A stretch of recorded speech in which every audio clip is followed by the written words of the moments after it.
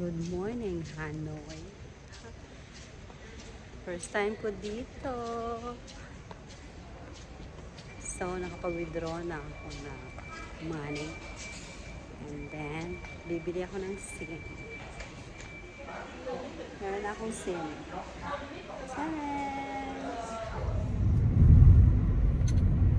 Nice dito sa Hanoi. Hindi masyadong ma-traffic.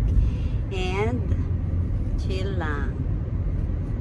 Kaya lang, hindi ako marunong ng language nila. Kaya medyo yes or no lang ako. Good morning, Old Quarter Hanoi. Ang busy-busy naman ang street na to ah. Kakarating ko lang. Good morning, Hanoi. Dito tayo sa Old.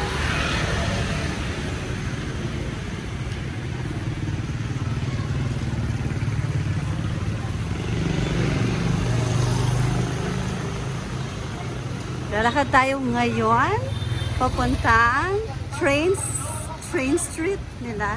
Kung tama ako, ayan. Sabi nila sa napagtanungan ko, malapit lang daw yun, straight ahead. Afternoon. Dito sa Hanoi. Hinahanap ko yung train street nila.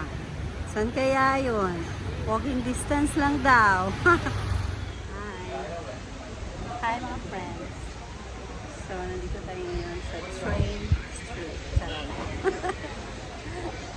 Dahil gusto ko makatulog tonight, in order ko ay passion fruit. So, diba? Healthy.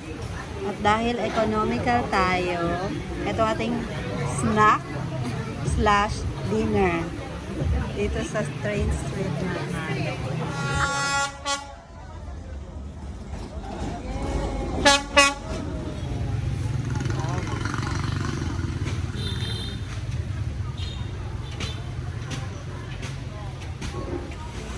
Egg coffee daw to.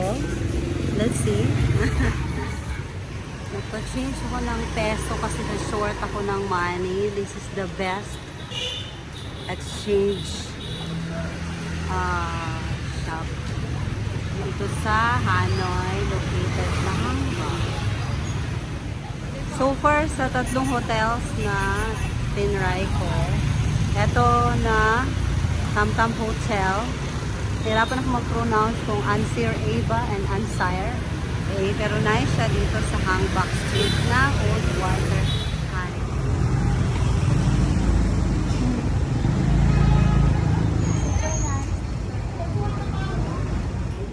Kanilang coffee shop. Nice ang aesthetic. And affordable lang siya. And let's try. Hanap tayo ng pwedeng consume ng tummy while waiting for my flight. Ito na yung aking order dito sa Bangkok Cafe. Itong egg coffee at itong kanilang beef noodle.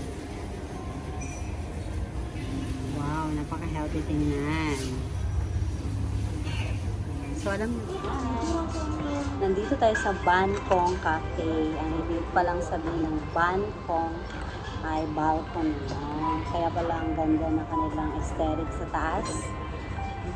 Nakita ko kanina. So, ito try ko na. Uwi na tayo sa Nui Bai Airport para sa aking madaling araw na flight to Manila. So, napayat ako sa hotel na mag-book ng Grab or car para mas affordable yung rate. So, dito na ako sa airport. Nui Bai Airport. Ready to depart na pa Manila.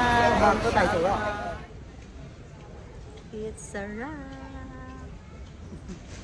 Ang aking 5 days, 4 nights na trip sa Hanoi ay very, how do I describe it? Empowering.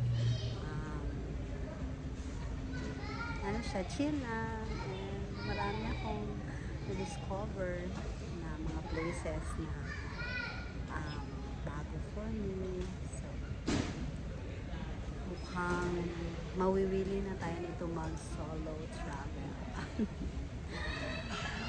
Gusto kong balikan ulit ang Hanoi with my sister or a loved one. Yeah, thank you, Hannah.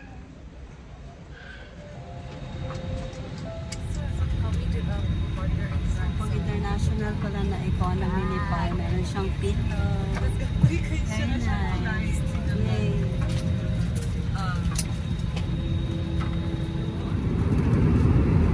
Better talaga mag-fill up ng e-travel online in advance para mas mabilis ang airport.